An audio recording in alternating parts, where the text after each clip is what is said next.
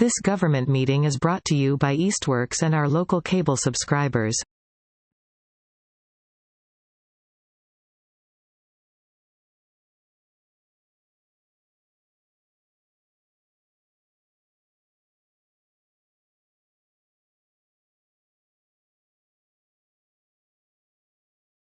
All right.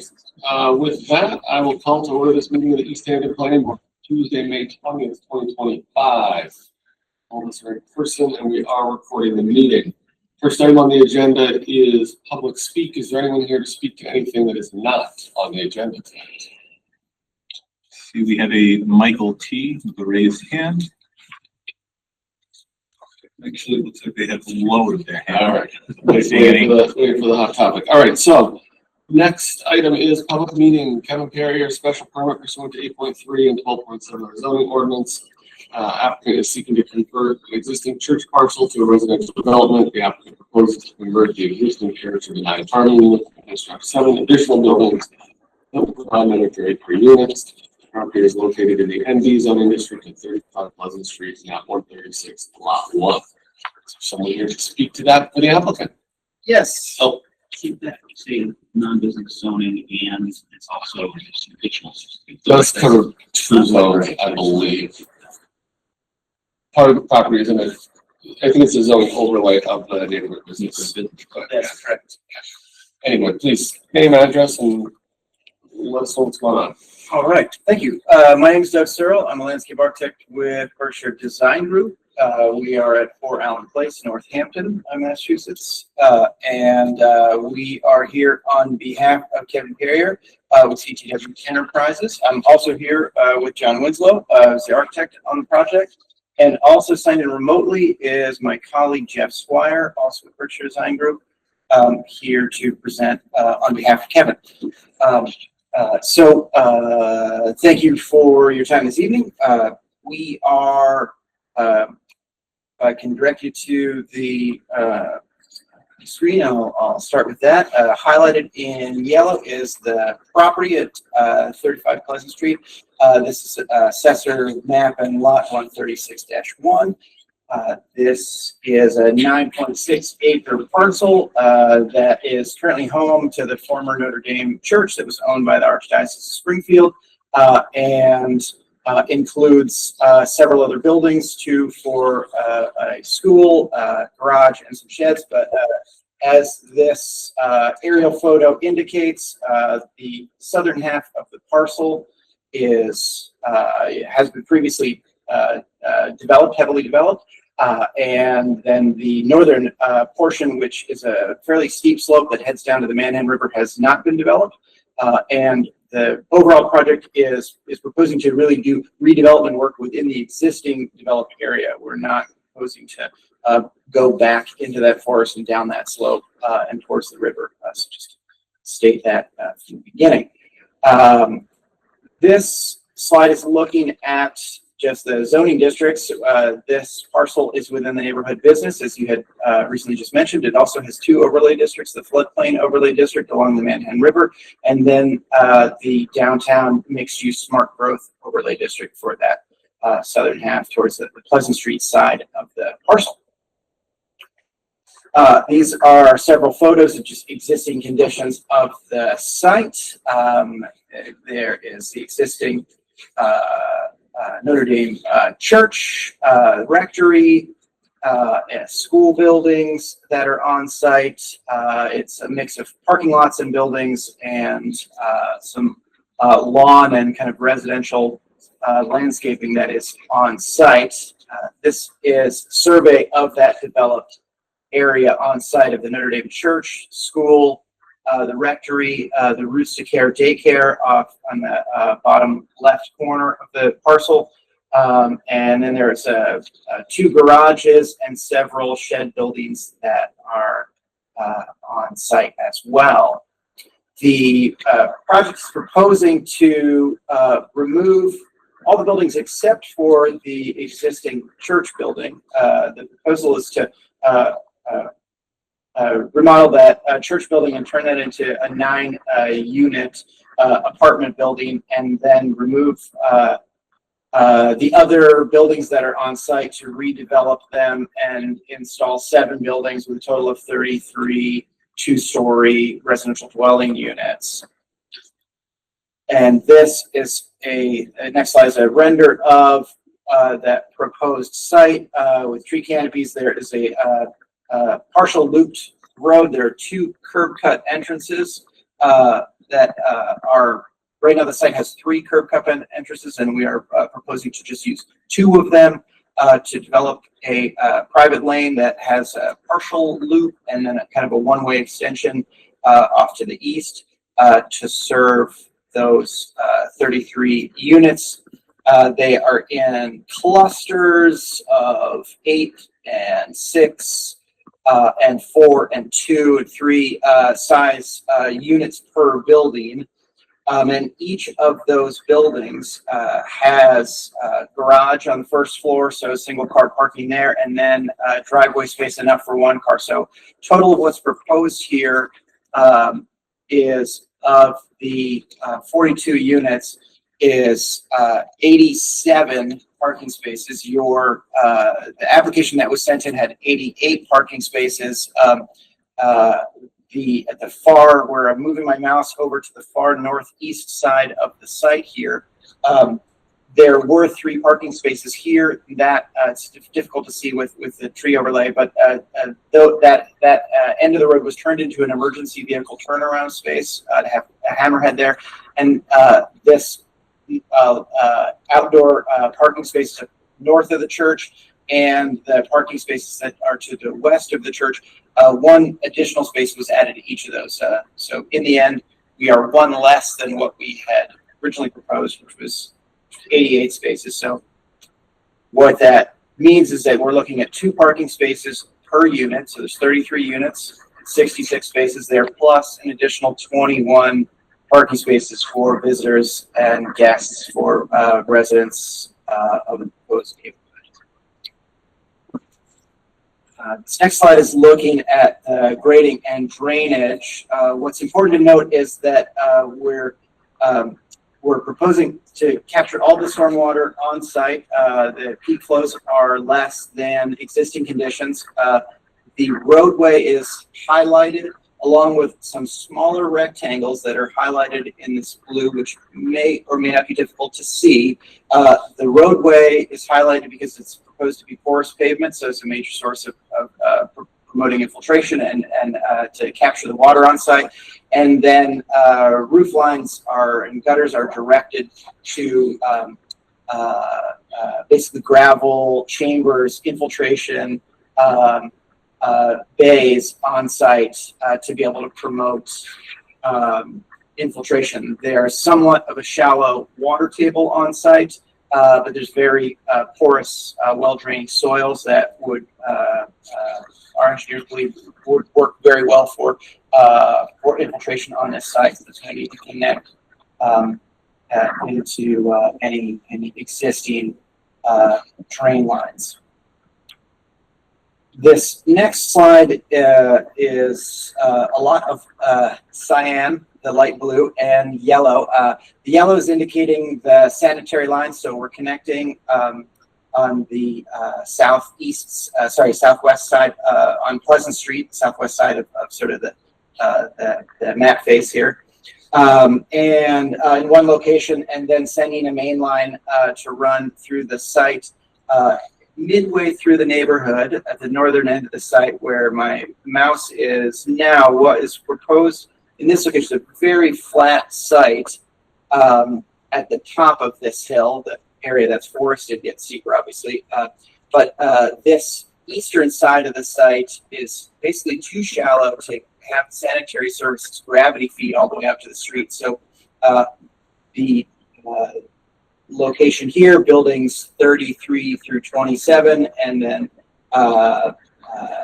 buildings 12 through 21 are being fed to a pump here in the middle.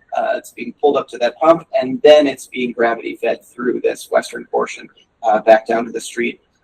Water service is being connected to the town water line in a kind of a loop fashion with 2 points of connection.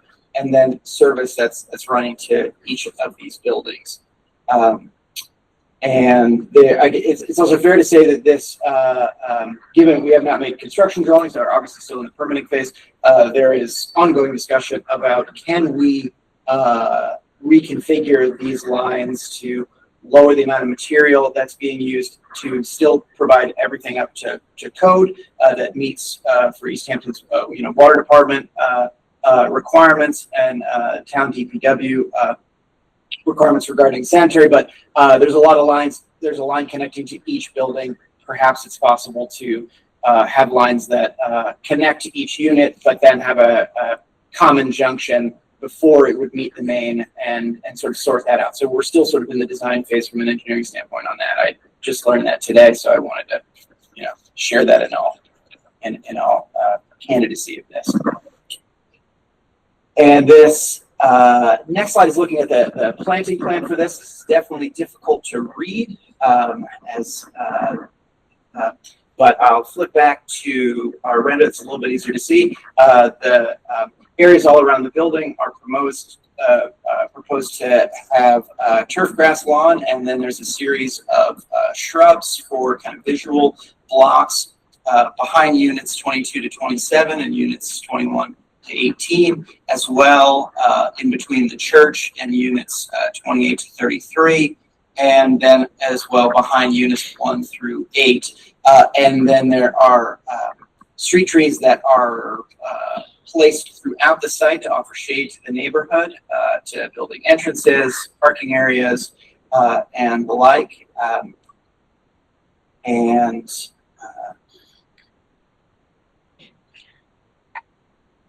then one thing that, I just mentioned this before, one of the sheets that was included was for a fire truck access, just looking at the vehicle access of the site. What's not shown on here, but what's redone is at the far northeast end of the site, what was formerly presented as 3 parking spaces was turned into this hammerhead space to allow vehicles, not a large fire truck, but to allow like an ambulance to be able to turn around and be able to access the site a little bit easier.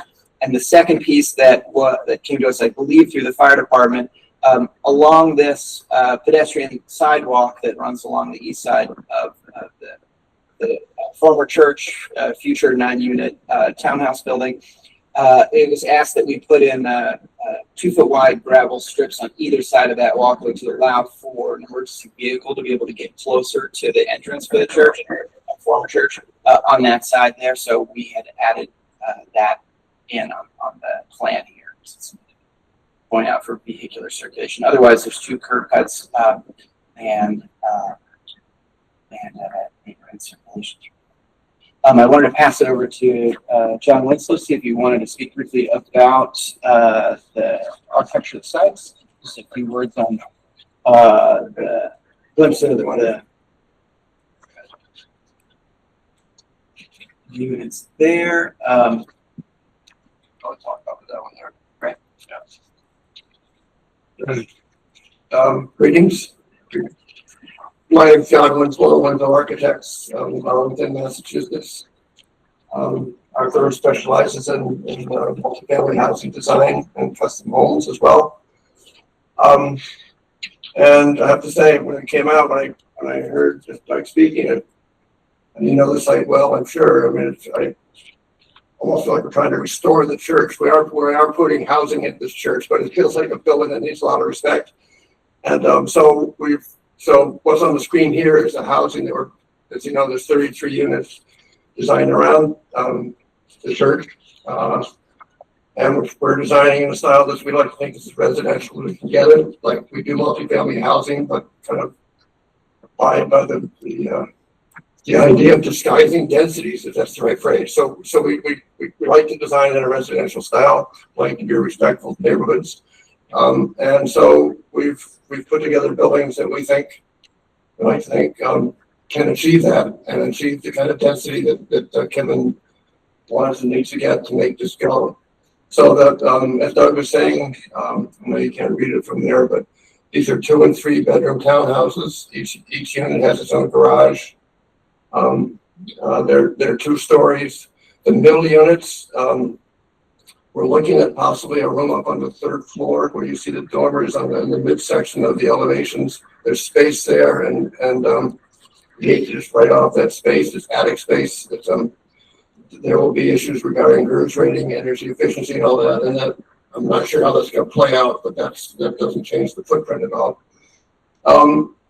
So the end units, those units in green, is a third unit type. Well, the green, let me back up for a second. The rose green color units, the end units are 2-bedroom units. The middle yellowish color orange units are 3 bedrooms. And the green unit are end units where we do have space. We have the ability to create a master bedroom down. We're aware of the desire for that. I'm getting up at age 2. I mean, it's very desirable. So those, you can see that the green units have those rooms on the ends of the units are bedrooms downstairs. Well, let's see. There are mouse surfaces. That is a good mouse. I'll go back to this thing. I'll get everything out. Okay. I will talk about the church. I'm not going to get into the detail unless you want to, but that is the floor plan of the church.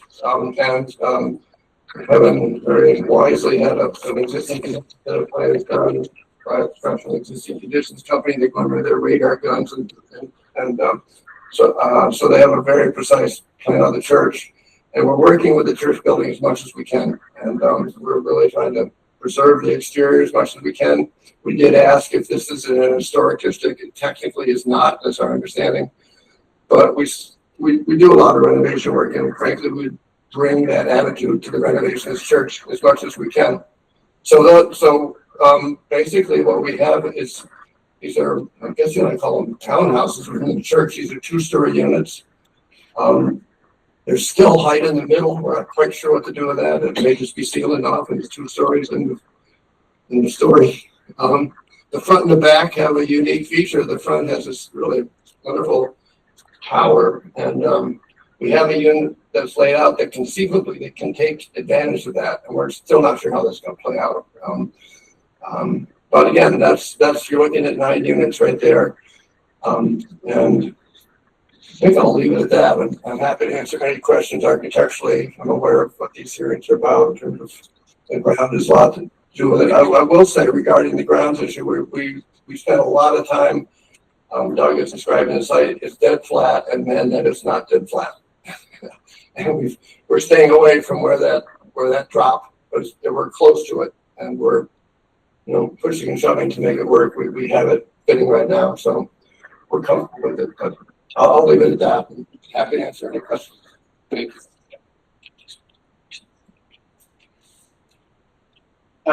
One last thing, so I wanted to see, I think, but I can't tell from the 4 boxes on the side of the screen there, if Jeff Squire has signed in. If he's there, I wanted to ask him if he had any comments to add since it's part of our team. I just promoted him, and he's in. Hi, Jeff. Just put you on the spot here. Just wanted to see if you have anything to add. Yeah, thanks, Doug. Yeah, no, I don't think I have anything to add at this time. Okay, great. Thank you. Questions from I got a question. members before we open up? The garage, one car goes in the garage, so there's room for a garage parking in front of the garage for the residents. So 2 and 2 and 2 and 2 and 2. And one more thing on parking. I didn't see this. The church residents, where are they going to be parking? They're parking in the spaces that are just north of the church. You can follow the walk the northeast of the church across the crosswalk, and then there's parking spaces across the street. There's also parking spaces just to the west of the church that are along the road. So essentially very close to the church. Thank you. Fair parts. You follow up on what you just said. I just want to make absolutely certain. Ken just said the expectation is outside of each townhouse, the driveway is compatible for 2 cars per unit. Is that correct? The driveway is for 1 car. That's what I thought. You're actually including the garage interior as part of your parking calculation. Is that not correct? That's Which I have correct. to say is new to me. I'm rather curious about that. It's one of the points I wanted to raise. I've never seen anyone else do that. Yeah, and I think also if you have a total of 87 spots, including the garage spots, and you've got 42 units in total, that's 80. If you assume that the church takes up an additional 18, the 18 of those available extra spots, that only leaves you with 3. Is that my understanding? 3 open spots for guests? That's right. Yes. If every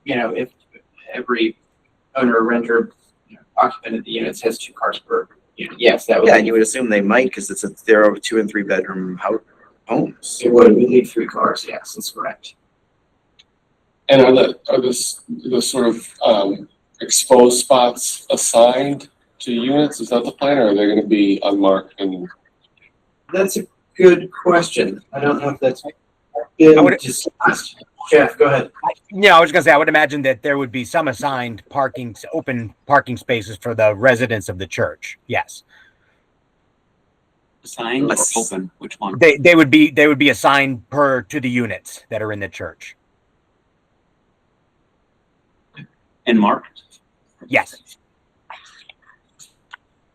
That's all right. Any other questions from the board before we open this up? Oh, yeah. Go ahead. Why don't you start? Because you've read it so many. Okay.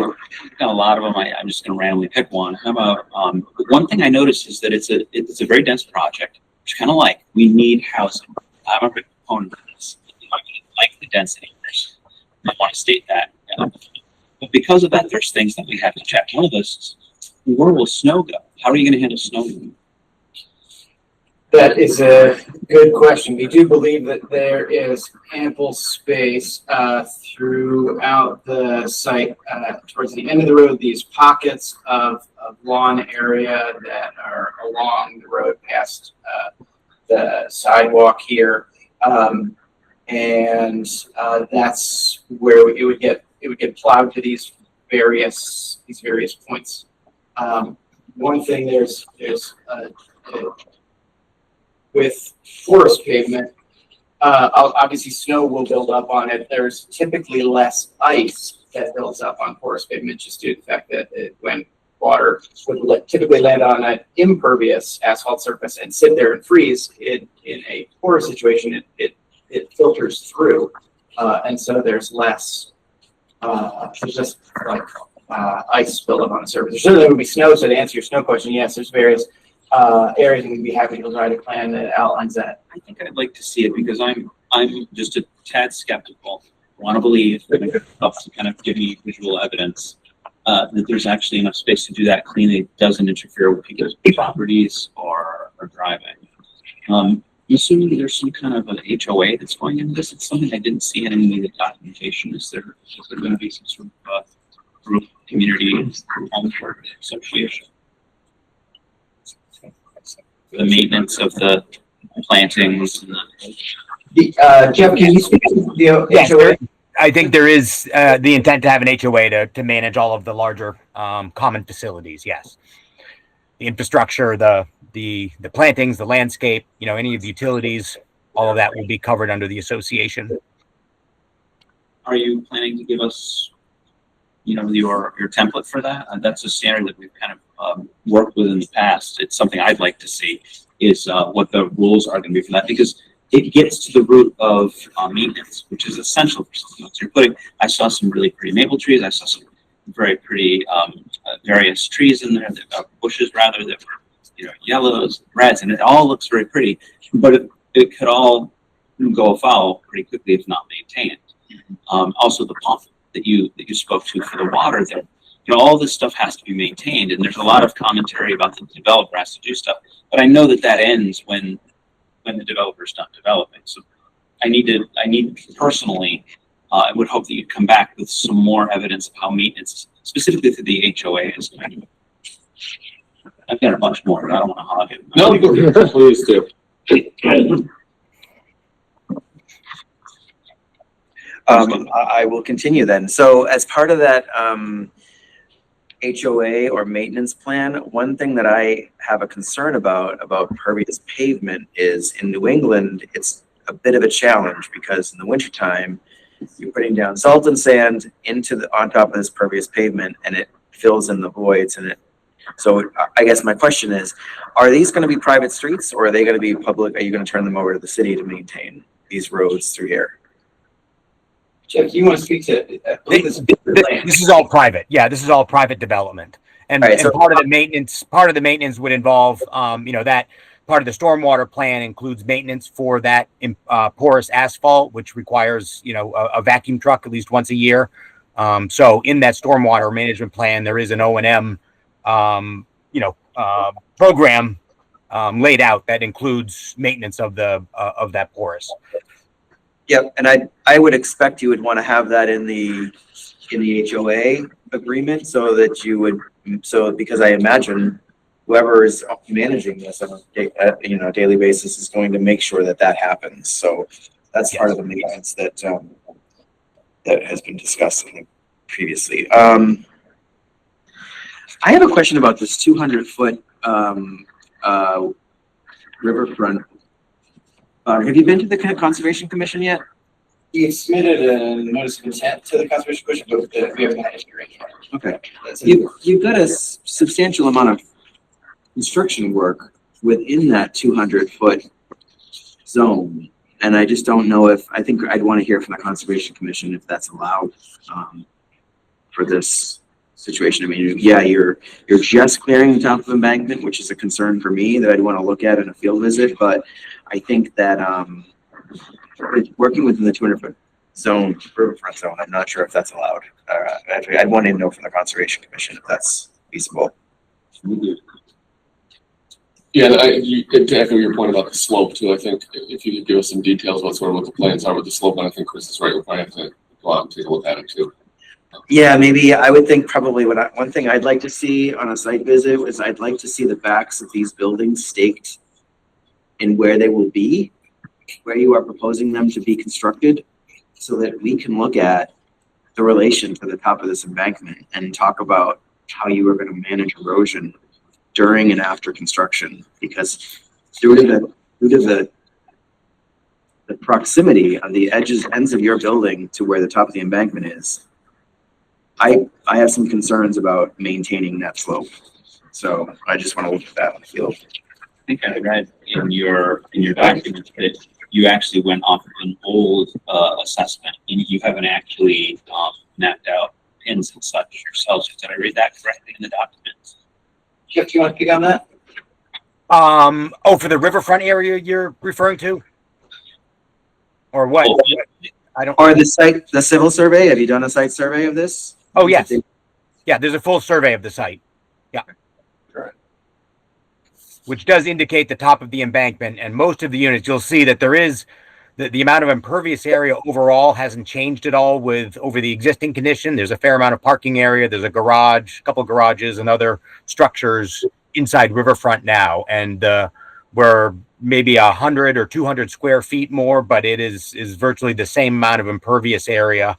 Currently, all of the site discharges to a storm outlet behind the garage that is just north of the church, and is doing some fair amount of damage to that slope. And so one of the stormwater improvements is abandoning that, repairing that gully. That's part of what has been included in the notice of intent as for restoration within this riverfront area. But yes, we have to go to Conservation Commission and get their approval, but this should be an approvable project as a redevelopment within riverfront, as it does meet all the standards. Is that meeting set with the Conservation Commission? I believe it has, but I don't know that date yet. It's important for us to know, because we can plan our, do we condition on it, or are we able to wait for approval? And we're still waiting for a full stormwater report, is that right? No, one is submitted with a notice of intent, and I think I provided Dylan with a copy of it. Oh, okay. That was submitted to the Conservation Commission. They're set to go. I don't remember the date is offhand, but they're getting ready. And I can certainly distribute what has been submitted to the Conservation Commission. Great. I got another question. Is this gonna be gas heat or electric heat? It's electric, I believe. As much as possible, we're going all electric. I mean, that's just up to our client, but that's presumably be all electric. Is there any opportunity to use solar? Love to if we could. Yes, there is. Thank you. I just want to back up for a second, just a couple of comments. I mean, we're well aware that embankment, and we're concerned about where it is too. Oh, sure. There's only one of the buildings, it's the B building, just to the, the north of the church, north and west, where we've been kind of going like this with it, right on that, what we consider to be the edge. Yeah. So, we share that concern. The other thing, and I will say just that, in units 9, 10, and 11. The other thing, just for whatever it's worth, we've permitted projects within a 200-foot wetlands riverfront setback. I mean, somebody asked if they're allowed to do it. They clearly are allowed to, but it's always conditioned. So it's never by right. So we're assuming that, when you go for the Conservation Commission, that would of course be an issue, but it is approval. Okay, good to know. And are there any plans for what to do with the sloped currently wooded area, or is that just going to be remain as is? As much as possible. But there'll be a construction zone around the building itself. We can hold the building tight, maybe as close as 10 feet. There's going to be some disturbance, but right. We're doing everything we can to stay away from it, from everybody's point of view. Yeah. Yes, please.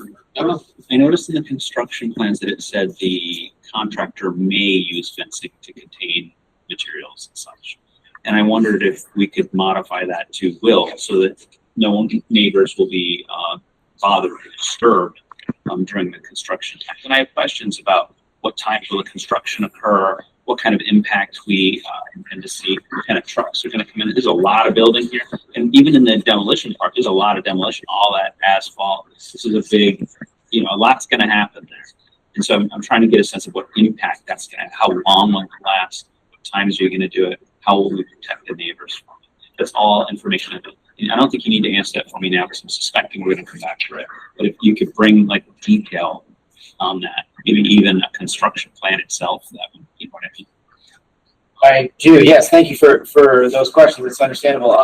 I'll clarify by saying that what has been submitted is a permanent set of drawings versus a construction that there certainly will be more detail, and we would want to make sure that we've captured everything that you guys have given us as updates to the plan to refine and improve our plans, as well as the Conservation Commission. So that's why this is technically not a construction set where this is that would have certainly much more detail and capture these clauses. But yes, we'd be happy to respond to those items and bring back more detail on that. Definitely. I don't see it in the set, but we did submit a phasing plan. I'm not sure if you have a copy of it, but I have a copy here, and it's there. Okay. If we have not shared this, we certainly can. Okay. It's there. Have you seen it? I mean, anyway, okay. It's being built in phases, and the phases are outlined on the plan on the screen. Phase 1 is to the left of the church. The church itself is phase 2. And then, played out phase 3 and phase 4. So there will not be schedule will not be all 33 units all at the same time. Yeah, that much we know. That's good to know. And will the whole roadway be constructed first, and then you start this, or have we thought that through yet? Probably the rough grading of the road would be there, but we wouldn't have the porous asphalt be poured until that's sort of a final phase that doesn't get ruined by all the vehicles moving in and out, construction vehicles. In other projects where we've used porous pavement, there certainly are rules that outline, like the use of sand is prohibited, and during the construction process, there's a fair amount of erosion control to block construction activities from having any runoff, while things are under construction towards the porous pavement. So that's why the porous pavement is usually installed at the latter half of construction. Now, will there be parking in the streets? I don't think there's any parking that's proposed as part of the project in the you mean Pleasant Street, the existing street? I'm talking about inside the privately? Yeah, inside the place. Not their parking spaces. This phase plan shows them north of on the north side and then on the west side of the drive lane, but not parking just along the lane itself outside. Of this. You got plenty of room for fire trucks to get in there? Yes, we do. Yeah, that's outlined in what was sheet 800, the ladder apparatus suite plan that's included in the plan. So there's enough room for a fire truck to safely maneuver. And I think you mentioned you had some communications with the fire department, is that right? I believe, Jeff, correct me if I'm wrong, the fire department was asking for the additional turnaround at the end. Okay, and so once that got out, they're comfortable with the layout, at least from their perspective for the roadway? Yes, they were fine with this layout. Okay. I'm not very comfortable with areas. Yeah, because I think there's a little more to that, and Chris brought up too. I think it's pretty evident that people are going to be parking in the street because it's going to end up being the only parking. Because there's going to be places here where they have guests, etc.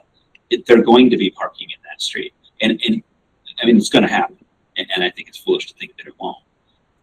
So you know, what are we doing? How wide are those streets, and what's done to consider that? Well, they're 22 feet wide. And that's a good question. Certainly, you know, the use of signage could be there to say, don't do this. Will there be, once it's all said and done, you know, and it's a holiday season, will there be cars parked there? There may be. So I can't say obviously that there wouldn't. And so we can take that into consideration as best as possible. I think we can try to design this so that it meets the needs of the town, that it meets the, that it meets all the needs and all the regulations, and that it's appropriately designed so that it will be usable well, but people still go above and beyond in a normal everyday situation, above and beyond what we expect or even what we ask of them. So it's hard to say what they wouldn't do in the future, but we hope that there's ample parking to be able to provide this. And I'm concerned about parking, and Yeah. sure others are too. Yeah. I- Yeah, I mean, there's ample parking. Parking is not how you would describe this. Let's be real. Well, I think also part of the problem is you've got the garage spaces, which is part of the calculation, and then you've got the spots in front of the garage, right? So, like, that's not, I mean, I guess to that one unit could conceivably park there, but it's not like it's overflow parking for the community in general, because that's going to be blocking someone's garage. There's a lot of spaces like that I think, you know, it's just, I think that's going to be an issue. Yes. Yep. No, I'm good. I'd like to talk about how you're going to market these. I'm guessing these are market rate, and I'll speak just a little bit before I release this. I kind of looked at these and I saw the C's, which look like the larger. I think you got that right. The B's. No. I think I got that right. Sorry. So basically, let's see if I have to look at it again. I have The C's are big. C's are big. The A, I think, is that the one that has the add-on, the 10 by 22 foot first floor add-on? And it's basically the same thing as a B, but it has the add-on. Do I have that correct? It's 12 by 24, and it's adding on to the. You come up here, we got people online, I just want to make sure I can hear you. Sorry about that. Yeah. It's a 12-foot add-on, not 10. But it is otherwise the same thing as the B, correct? No, the end units or the A unit, although we're, getting to more internally in our office now, we have the unit types not labeled this way for marketing purposes. But the end units are 2-bedroom townhouses, and the middle units are 3 bedrooms. So middle units are larger square footage wise. I get it. I think I said this backwards. Like I really bothered it. That's all right. The C unit. I'm getting Okay. The C unit is basically an A with a 10-foot Correct. extension. With a That's 12-foot what I extension. meant. Yes, 12 foot. 12 foot. Yeah, well, sorry, 10 by. I thought it was 12 by. 12 by whatever one we can call it, 20. Yes, it's that's really the the A first unit with a bedroom on the first floor becomes a C unit. So I've got those 3, and then outside of the ones that are in the church itself, how are we marketing these? Are these all market rate? Are you going to try and do anything to benefit the community in terms of affordable housing? Some of those, I think that the A units are the smallest, right? Are some of those thought that maybe are potential that you could gain some of the benefits through the state of affordable housing? I wish Kevin were here. I'm not really able to address that. We've had this conversation. We do a lot of affordable housing, and frankly, something gets a misnomer, because if you have affordable housing online, it's not like you get the smallest unit away or the least good unit. So I'm going to answer for Kevin that if there's affordability involved, it's not going to be necessarily the smallest unit. I don't know if Kevin's listening or not. But, Yeah, I mean, I think if we could get a little more detail about that, that would be helpful to just understand what the situation is. Yeah. Jeff, do you have anything that you want to add on that question? No, I don't really. Yeah, I'd have to defer to Kevin to answer that. We can certainly follow back up on that. What about lighting on the buildings? Have we gotten that far yet? We haven't as much. I don't know if that is included in my slides, but there is download. You want to speak to that? There's a download that I'd seen in wall sconce. yes, there will be, every unit has its own entry. So every entry is going to have a porch light, and it's going to have a sconce light, one, maybe two, and there's one on the wall mounted by the side of the door at a minimum. Shielded, downward facing, all that. Downward facing, definitely downward facing. The church, I don't know. We haven't really addressed that yet. And no street lighting, just lighting on the buildings themselves. That's correct. So far, yeah. Okay. What about tree removal? I know there are some trees on site. I see there's new trees being planted. Are we taking any of those trees down, or are we able to build around them? I'm going to go back to the existing conditions plan here. There are some trees. This is actually the demolition plan here. And it's not very helpful. I don't know if you can see the mouse that I'm moving around. There are a series of trees that are ornamental trees that are on site. Those are planned for removal. So essentially, the trees that are within the developed portion of the site are slated for removal to be able to do the development. And then there's a greater number of trees that are being proposed to replace those. I think during the site, Yeah, we can deal with those. Any other questions from the board now before we open it up? just one last question put in. I noticed that there's one dumpster pad there for the entire site, and it looks like there's enough for 2 dumpsters in there. Do you think that's going to be enough to support 44 units? Is that more than enough? Not enough?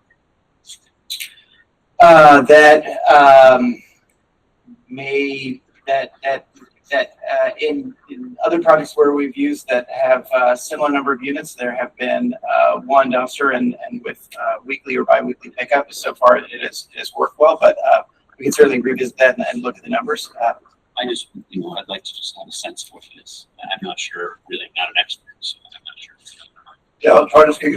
This has been discussed, and one of the things that has changed in the units, I think it's on the unit plans you have, but we do have the garages have been expanded, so there's an interior garbage trash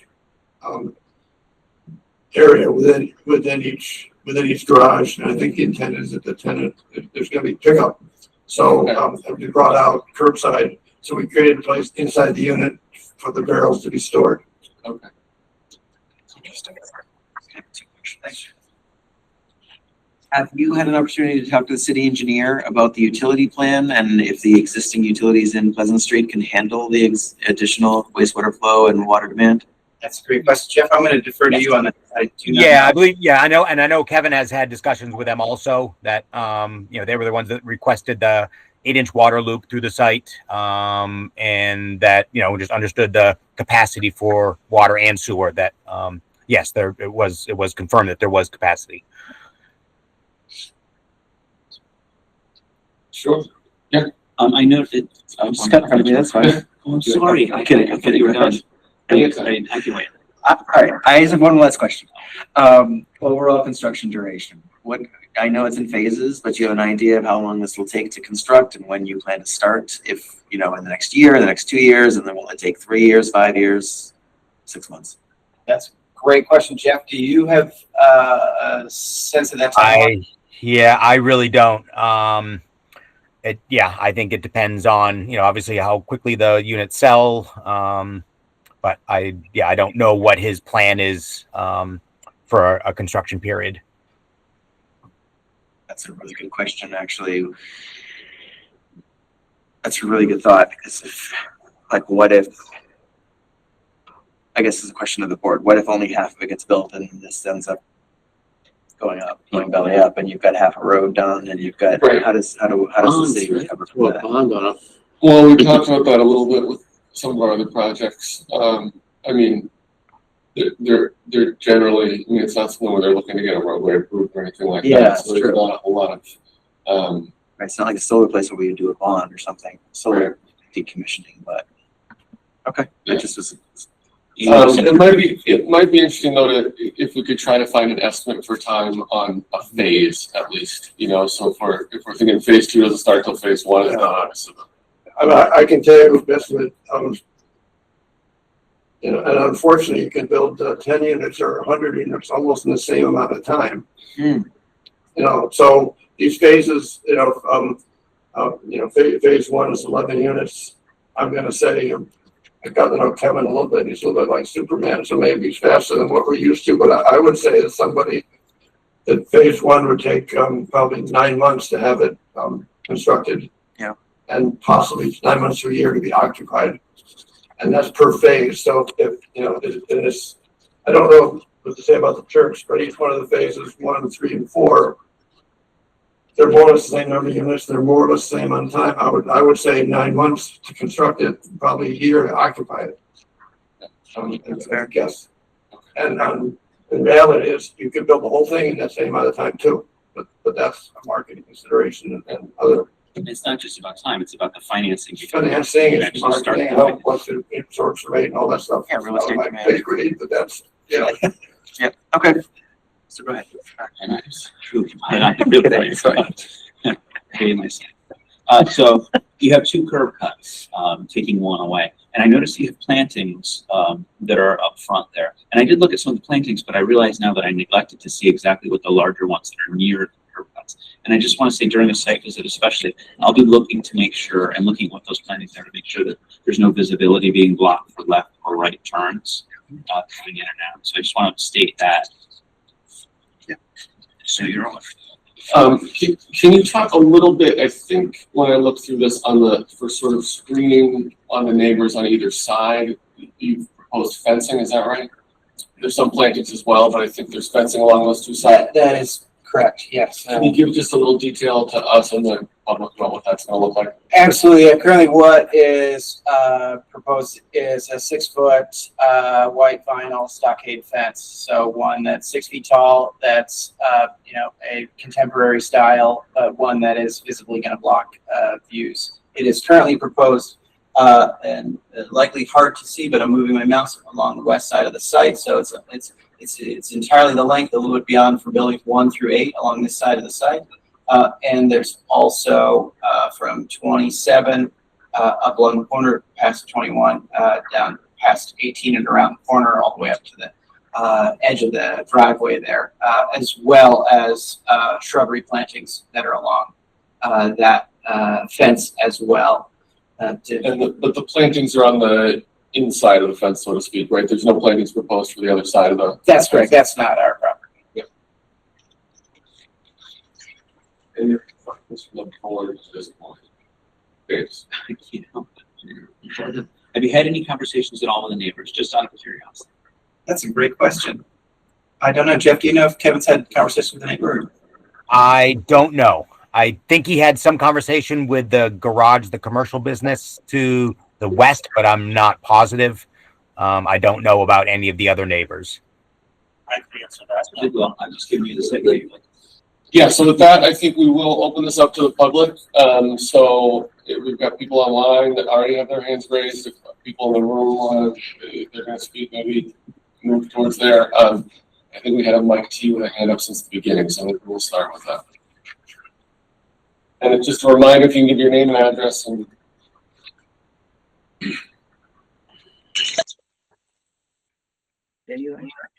Mike T. Yeah, hi, thank you. I live on Prospect Street down the street, and I'm excited.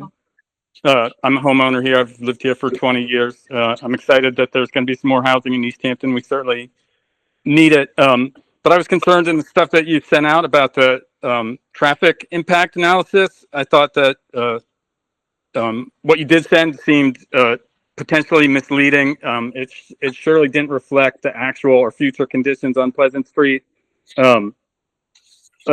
It seems like moving forward that you guys did no actual traffic counts.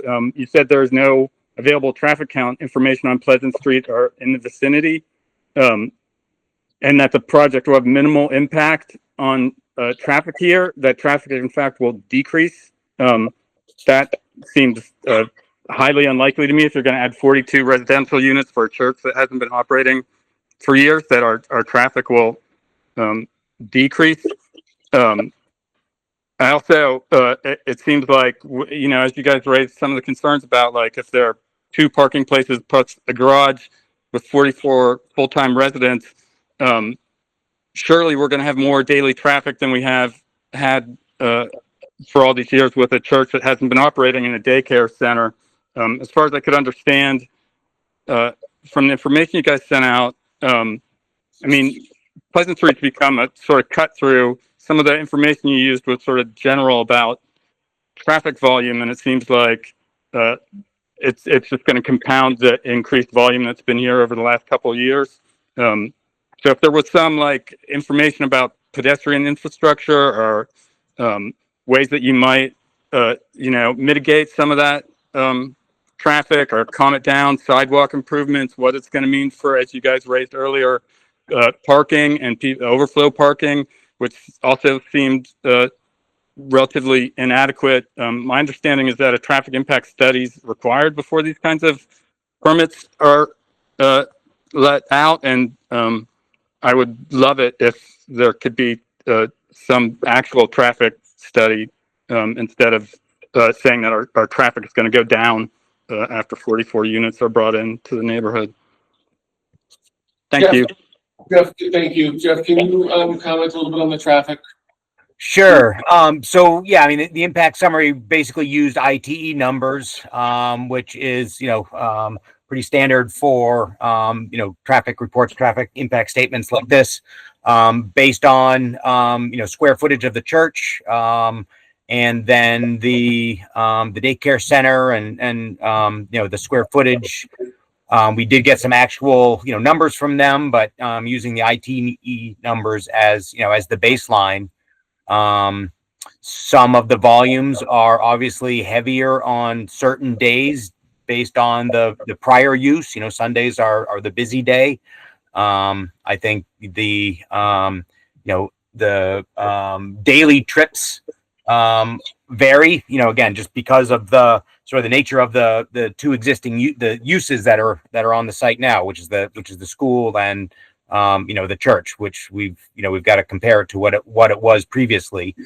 And yeah, so I think, you know, the numbers at the end of the day, both in terms of average daily traffic and peak trips, were, you know, similar or less than what you know, what had been there previously. So you know, I think in general, you know, the assumption would be that if the traffic volumes remain relatively the same, that there would be, you know, there would be little to no impact on Prospect Street, or on Pleasant Street. I'm sorry. Just in regard to that, you know, I did read what you presented here, Jeff, and I think the whole document is signed off for you. And the traffic information that's here is from the letterhead of Berkshire Design Group. And you signed personally, Jeff. I just want to see, do you have any expertise in traffic or certification in traffic? No, again, this is standard ITE numbers. It's a very prescribed formula. Okay. And so, you know, typically with projects, if there's a large increase or, you know, some big shift in those numbers, it gets much more involved. But usually if the trip generation is the same as what it was under existing conditions, the assumption would be that, you know, that you're not increasing the overall volumes on the streets. But that's, you know, again, it's looking up the uses and the numbers based on a code in this ITE manual and translating that to, you know, what you have on site. So that's, yeah. Sure. I just want to state that I get what they're doing, and I think some of the sense of when the traffic will occur from those ITE numbers is probably accurate. That it'll be spread out more. But I think the comment from the public was absolutely right. that the numbers are probably at least down. They represent maybe a quarter to a fifth of what likely, in my opinion, may happen. And I would prefer to have a traffic study, but I'm willing, just me personally, to discuss some intermediary step two in that. Some temporary review as opposed to a full traffic study, a lesser traffic study. For me personally, that would also accommodate the task. But I need someone to sign off on this at the end of the day and say this is real. It can't just come from me. All right, let's jump into somebody in the room here. We'll go back and forth if we have numbers. Name and address, please. Yes, excuse me, Kathy Wazinski, Overlook Drive. I didn't have it in my notes, but I do want to comment on the traffic issue. I would strongly encourage a traffic study. I think one of the comments that Jeff made was that given the current conditions, and if they don't change, then there should be shouldn't be too much disturbance in the traffic. However, we all know that the conditions are changing. We are anticipating an additional 4,000 trips a day from the Tasty Top, which will certainly impact that rotary. The rotary is being potentially redone, and that's going to change how traffic flows through there, impacting how much wait time there will be on Pleasant Street.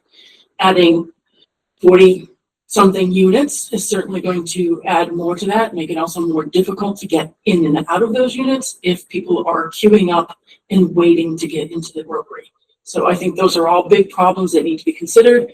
That's just thinking about what Tasty Talk is going to do in terms of damage to our traffic flow. It doesn't include the new units going down on Ferry Street, which will also impact the traffic coming through Pleasant Street. We can't just look at the traffic from these developments by themselves because they all impact totality. So I would encourage that. I wanted to talk first about the porous asphalt. It's my understanding that many engineering firms won't use the porous asphalt. And there's one town in Eastern Mass that's actually currently taking a bunch of it out because it has been such a disaster. One of the big issues is that you can't have trucks going over it frequently. It's damaged by the trucks. And if you're going to have trash pickup over there, you're going to get continual damage. I think it would be important to know how long that porous asphalt will last. It does not last as long as regular asphalt and would fall on the owners of that community to repair and replace probably a lot more frequently than typical asphalt. The other issue, though, was the porous asphalt is that area is part of our part of the recharge area. It is the Zone 2 protection area. And what I would wonder and would like to know is what impact porous asphalt with the salt and stuff coming through, how does that impact the water in that area, given that it is part of the recharge area? And I think it would be helpful to hear from the Barnes Aquifer Commission, the committee that Easthampton has, specialists on the aquifer, to see how the porous asphalt would impact our aquifer. I think we already asked about the market rate versus other. Are there any units that are anticipated to be rental, or are they all going to be owner occupied? I'm concerned about that slope, given that it goes down to a river, and wondering if there's an engineering study of the sturdiness of that slope, given that there are going to be buildings sitting right on the edge, it appears. I think, Dylan, you said that there was a stormwater plan that should be available on the website for people to read. Lastly, I would raise questions about the sewer. We all know that our sewer system those pipes are very old. I don't know whether Pleasant Street was included in the time bond report, but we also know that the recommendation of testing other areas of our stormwater system, sewer system, were not done following the 2018 time bond report. So I would like to know how old the sewer lines are there. I can certainly do some research on that. We do know that parts of Main Street were over 100 years old. They couldn't take the volume. But we do know that in other areas of town, and it'll be interesting to know whether this is true here, that there was infiltrates happening, and other issues with holes in the sewer system. We add to the volume, we add to the risk of failure if we don't know what the sewer system is looking like in that area. So, thank you. Yes. I noticed that, the Concom's taking the stormwater. Yep. And there's a little bit of overlap between us. So is it our intent in the way we kind of want to handle it, kind of see what they say first and then handle most of that? So typically with the stormwater, what we do is where they have jurisdiction, we defer to them on the stormwater department. But they have other stuff they're gonna have to deal with as well. I would hope that you do speak in front of the town council, especially Yes. about the forest. And the Barnes Harbor Commission. Thank you. All right, is there anybody online we can talk to? We have a Felicia Jadzik. I'm probably mispronouncing that. I will go ahead and put them.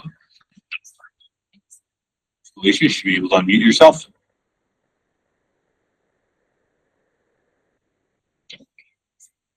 Felicia, are you there? Does she have to do anything specific down here? Oh, there we There go. she is. Great. Sorry, it took a minute for me to get accepted into the call. Thank you.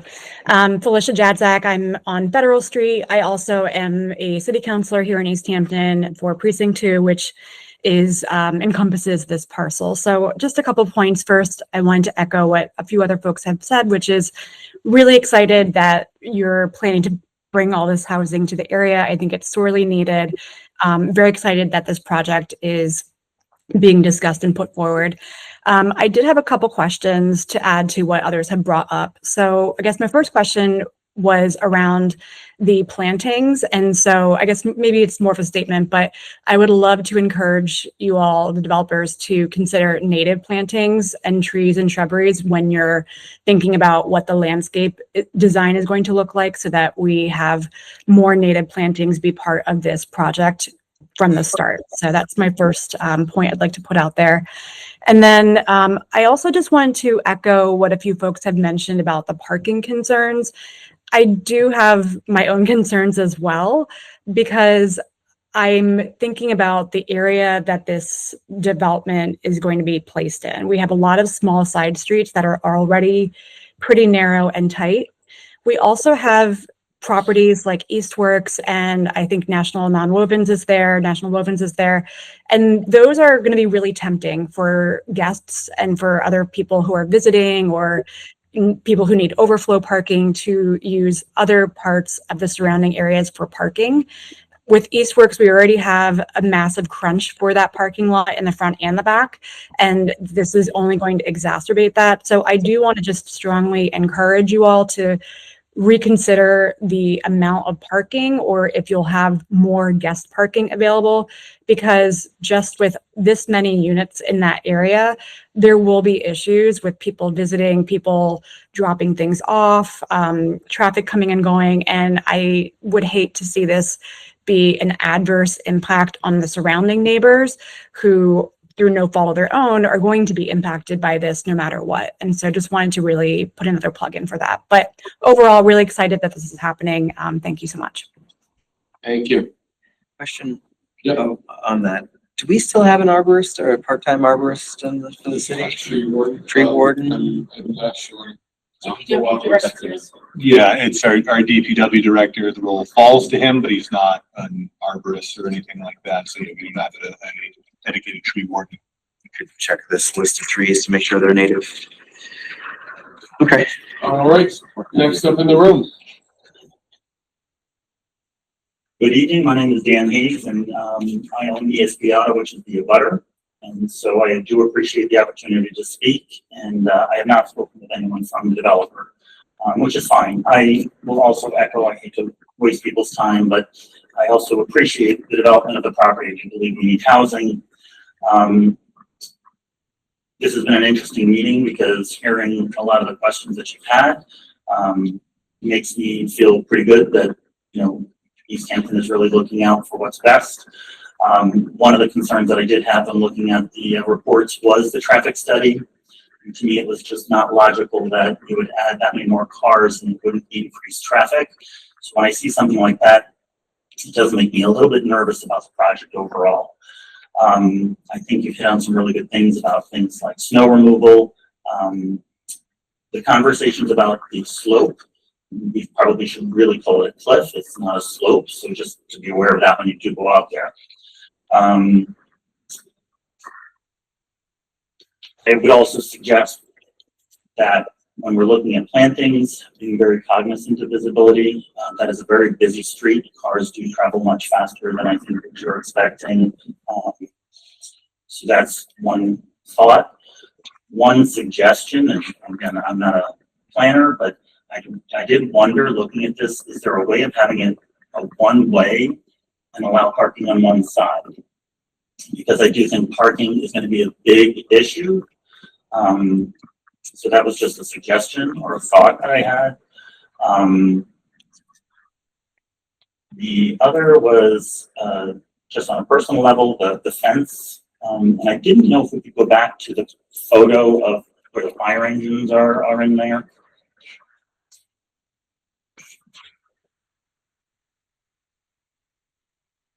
Or any of those that show the line. Oh, there, go back one. Okay, so when you look at that line, if you can see it, is the fence going to go right on that line, which means it would be touching the deck? No. Because there are decks off of that, right? Yeah, the buildings are held back 10 feet from the lot line. And we are showing a way out of the unit, and we're quite clear whether that can be a ground floor patio, so close to the deck. So there will be a landing in and out. I think on maybe one of the units, that deck goes beyond the 10-foot line a couple of feet, but that can be controlled. Should be. And how does a fence work? Does the fence have to go so many feet off of my property kind of thing, or is it on the line? How does that? It depends on the zone. I think we have 0 lot line fences here. So I think it can go on the line. Okay, so it goes on the line. Okay. Yeah, I don't have a problem with that. I appreciate it. Fence One side goes toward you. Yeah, no, I do appreciate the fence. I wasn't sure if that was, that wasn't clear to me that it was in there. And the other thing is, we've been there 33 years. We've had a really good relationship with our entire neighborhood, and some of them are online, and I appreciate their questions. We are a business. We are an auto repair shop. We do make noise. We have been very cognizant of our commitment to the community. I serve on the Chamber of Commerce. So I don't know if that's a disclosure when you're selling a unit, but I think they should be aware that there is an auto repair shop. And if you look at, it's hard to see in that picture, but it is very, very close, very close. So, I mean, honestly, the addition of the 6-foot vinyl fence might be a good thing. Yeah, no, I appreciate that. On both sides. All right. Well, thank you all for your time, and good luck with the project. Thank you. Maybe you got a hand raised online, Dylan, or? No, currently, if All right. anyone does. Double up in here. Fast track. Hey guys, my name is Robert Parker. I'm 22 Pleasant Street, so I look directly at you guys at the kind of zone 1 development. I'm probably going to echo some things that we've already said, so I apologize for that, but I spent a while typing this. First, I want to say I'm really glad to see investment for housing in our neighborhood. And an additional note, I'm really happy that you guys are working to preserve the church building itself, which is beautiful, and I think a really good thing for Pleasant Street. I do have 4 concerns. Some of them will be echoed, but I want to be clear that I feel that all watchouts are manageable, especially because this is still in the design phase. My first concern is also traffic. I really feel that a traffic study should be done. The paperwork that was filed seeks to waive a traffic study claiming that a net decrease in estimated trips will occur. However, this point is possibly inaccurate as it uses the ITE codes based on active churches with weekday and weekend services. As we know, the church has been closed for 15 years, and it does not see daily traffic beyond the daycare. So when you remove the church numbers and focus then on the daycare, the math actually shows a big increase in trips, especially on weekends, where the provided numbers reflect 592 more weekend trips than currently occur from the daycare. So without even considering the dozens of delivery vans, trash vans, and support vehicles that will be entering and exiting the grounds on a daily basis, I think that a traffic survey is very warranted. The other thing I want to bring up, which we've kind of talked about with traffic, is the intersection that's immediately in front of the church, which is Prospect Street, which empties out onto Pleasant Street. We've talked about it a few times, but Pleasant Street sees a mix of very fast moving traffic, commercial vans, trucks, school buses, and private cars, and it also has a lot of pedestrian traffic. It has an intersection with Pleasant Street directly in front of the church, and on-street parking here is often full and blocks sight lines of cars trying to safely pull out from Prospect Street and onto Pleasant Street. Currently, the church does have 3 curb cuts, but they're all indicated as one way. That helps to add predictability to this intersection. The new plan does decrease the curb cuts to 2, but they're also two-way traffics, meaning that cars will be entering from either side of Prospect Street. This means even less space to react to fast-moving traffic, and it's potentially a safety issue, at least from my side. The third thing I want to bring up, we've already echoed a lot of times, about the guest parking. As it's currently planned, it looked like there were only 3 guest parking spots for all 42 multi-bedroom units, meaning it's easy to assume that 100 plus residents will have to share only 3 guest spots. As such, the present design seems to offload much of the guest parking onto neighbors and neighborhood businesses to fit more units onto the grounds. There's no on-street parking in front of the church. It's a no parking zone. So the development makes guest parking a neighborhood issue by its current design, and I don't think that's fair. Rather than prioritizing density for return on investment, I'd ask the planners to make sure that they provide long-term functionality and neighborhood well-being. I see that units 1 through 2 and 26 through 29 are all much closer to the road than the church itself is. Perhaps those units could be repositioned to allow more setback, which would help sight lines, and also allow for guest parking with additional landscaping. The last thing I wanted to bring up is purely personal, but it is a nighttime headlight impact for myself. As I mentioned, I'll be kind of facing the new 2-way curb cut that's being modified there. That will mean that any traffic leaving the complex will shine headlights directly into my first floor windows. That will go over my property line. I know we have lighting regulations. I don't think they extend to cars, but I'd love to work together on a way to mitigate that impact if we could. So thank you for your time and consideration. I'm hopeful we can arrive at a plan that benefits everyone, especially with the need for housing, and hopefully we'll get there. Thank you. Thank you. Yeah, James. And just 2 things. First is, I know it's not a requirement, but I would love personally when we, because we're going to meet again, to hear that you'd actually communicated with that property owner that just spoke, because it sounds to me like the solution is probably going to be on his property. But just to have a conversation with him. And I think that's and I'm not going to read this whole, we did receive a public comment beforehand in writing, largely about the anticipated project schedule, specifically as it relates to the transition plan of Roots Learning Center, and concern about childcare. I'm not sure if there's anybody in the group here today that can talk about that or what the plan is for Roots, but that's. I cannot talk about that. That's a really good question, but. Understood. Did you submit that? No, I just, in case there were additional questions. Other questions at this point from the board? I guess there's one thing I'm asking, it's to Dylan. Dylan, can you please investigate and let us know as board, and you know this already, but I've never seen the garages included as part of the council parking. And we do have a requirement for parking spots. So I kind of looking to see if we can find precedents and just verify, yeah, that's totally normal or not. Because if it isn't, then we need a lot more parking. And I suspect that a really good comment that came out here is going to solve some of that, because I saw you take that down. I saw your fish. It's probably going to become a one-way design with parking on the side, but it mitigates. But I really want to know if we can allow I may not have much credibility in responding to that. I don't get the point, but I can say that the garages typically are included. If you say you have a unit has 2 parking spaces, 2 per unit is the phrase. It's typically a garage and a parking and the driveway in front of it.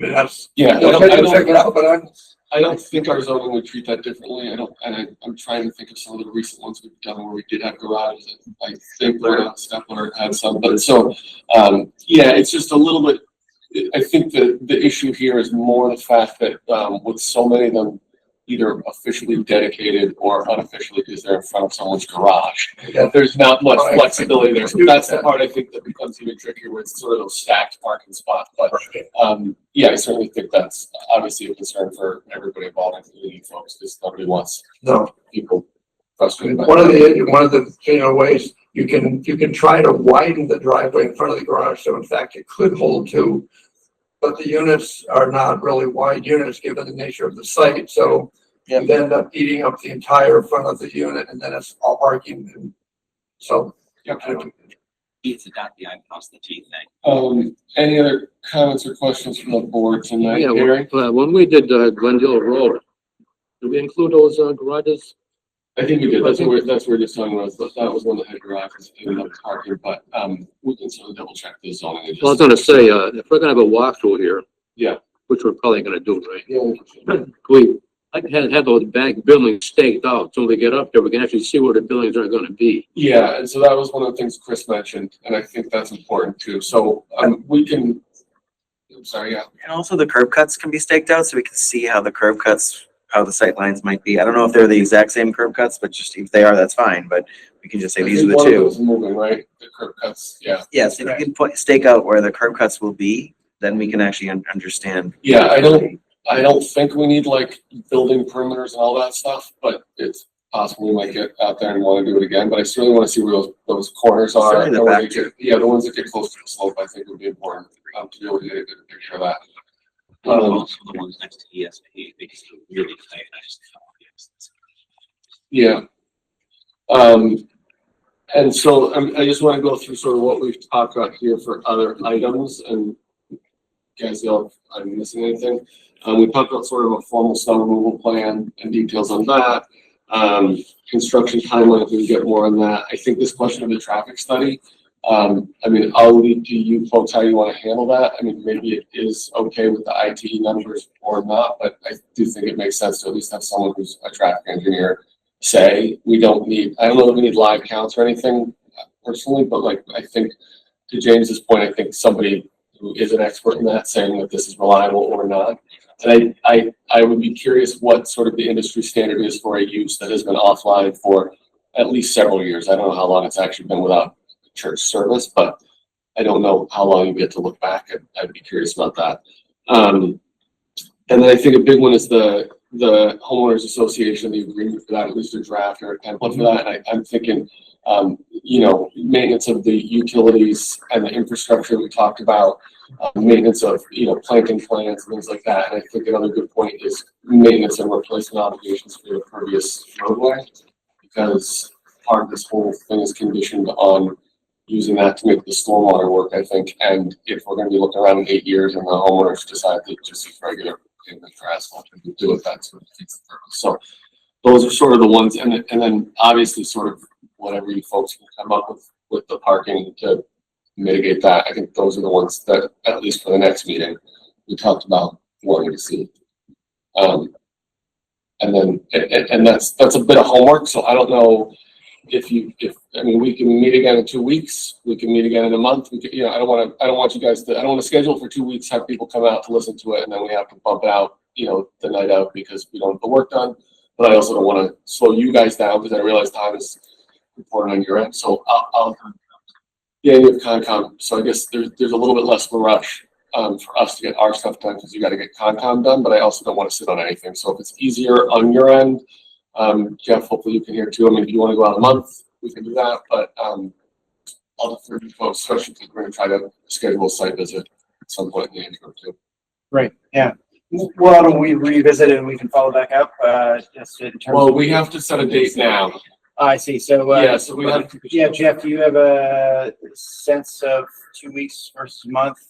I mean, I think a lot of the material, the HOA, you know, there's a lot of material that we can provide in 2 weeks if it's going to require, you know, I guess it depends on the depth of the traffic study. And whether, yeah, that's a traffic engineer or a civil engineer can prepare it. Yeah, so I think. I mean, our obligation is basically, I mean, we don't have an obligation to provide an in-depth traffic study, but you have to satisfy the board about traffic concerns. So, you know, at some point, that's kind of on you folks as far as how far you want to go, and if you think you can get it done with half steps, then, you know, whatever it takes to satisfy 4 of the 5 of us.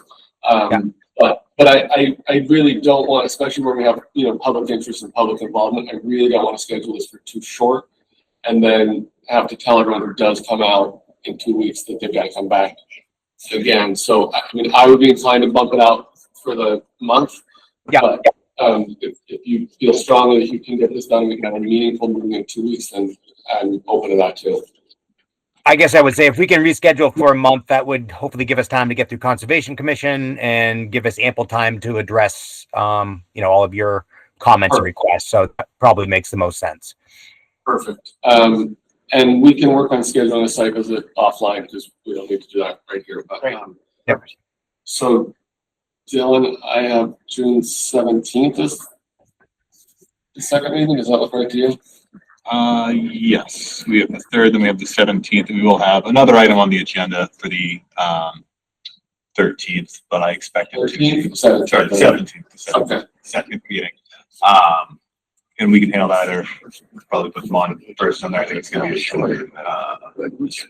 All right. Well, let's schedule this for 6 o'clock, just so in case there isn't something else we can put it on for Just confirm that works with you. Yes, that worked. The 17th. Yes. Yeah, that should work fine. I motion to continue the special permit, 435 Pleasant Street to June 17th. Seconded. We're going to continue to June 17th. All those in favor? Aye. Opposed, abstaining. All right, folks, thanks for all your input and thanks for listening. We'll see you. Thank you for your time. Question. All right. Seemed good having a real meeting, didn't it? We're not done yet. All right.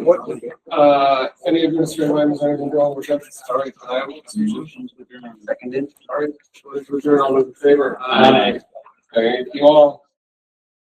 This government meeting is brought to you by Eastworks and our local cable subscribers.